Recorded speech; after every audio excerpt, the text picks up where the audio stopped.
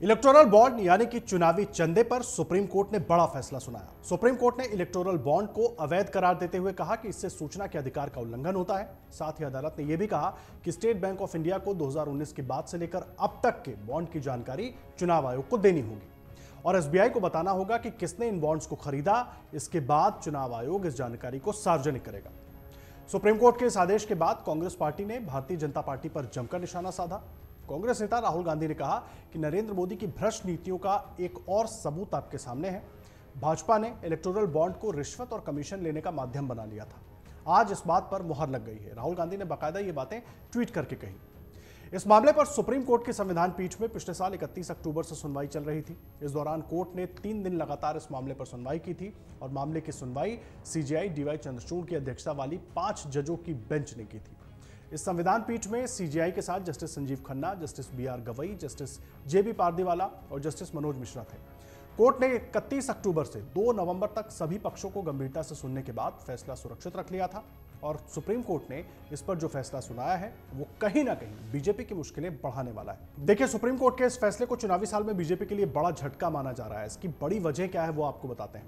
देखिए, एडीआर के मुताबिक साल 2019 में बीजेपी को रिकॉर्ड 2555 करोड़ रुपए का चंदा इलेक्टोरल बॉन्ड से मिला और इसी साल कांग्रेस को 317 करोड़ रुपए ही मिल पाए। एडीआर के मुताबिक ही भारतीय जनता पार्टी को कुल चंदे का 52% पैसा इलेक्टोरल बॉन्ड के जरिए मिला। यह सभी पार्टियों के कुल चंदे के बराबर है। सुप्रीम कोर्ट ने अपने फैसले में कहा कि अब तक जिन लोगों ने इलेक्टोरल बॉन्ड खरीदे हैं उनकी लिस्ट सार्वजनिक की जाए। चुनावी साल में लिस्ट सार्वजनिक होने से बीजेपी विपक्ष के निशाने पर आ सकती है। इसीलिए हम कह रहे हैं कि बीजेपी की मुश्किलें बढ़ सकती हैं। अब समझ लीजिए कि इलेक्टोरल बॉन्ड होता क्या है। इलेक्टोरल बॉन्ड राजनीतिक दलों को चंदा देने का एक वित्तीय जरिया है। यह एक वचन पत्र की तरह है जिसे भारत का कोई भी नागरिक या कंपनी भारतीय स्टेट बैंक की चुनिंदा शाखाओं से खरीद सकते हैं और अपनी पसंद के किसी भी राजनीतिक दल को गुमनाम तरीके से दान कर सकते हैं। भारत सरकार ने इलेक्टोरल बॉन्ड योजना की घोषणा 2017 में की थी। इस योजना को सरकार ने 29 जनवरी 2018 को कानूनन लागू कर दिया था। इस योजना के तहत भारतीय स्टेट बैंक राजनीतिक दलों को पैसे देने के लिए बॉन्ड जारी कर सकता है।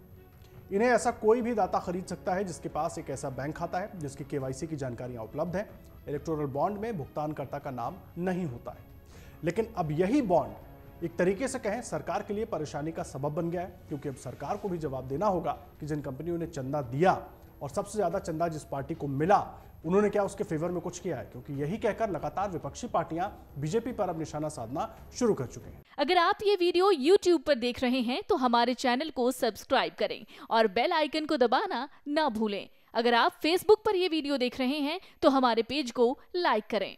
अगर आप ये वीडियो YouTube पर देख रहे हैं तो हमारे चैनल को सब्सक्राइब करें और बेल आइकन को दबाना ना भूलें। अगर आप Facebook पर ये वीडियो देख रहे हैं तो हमारे पेज को लाइक करें।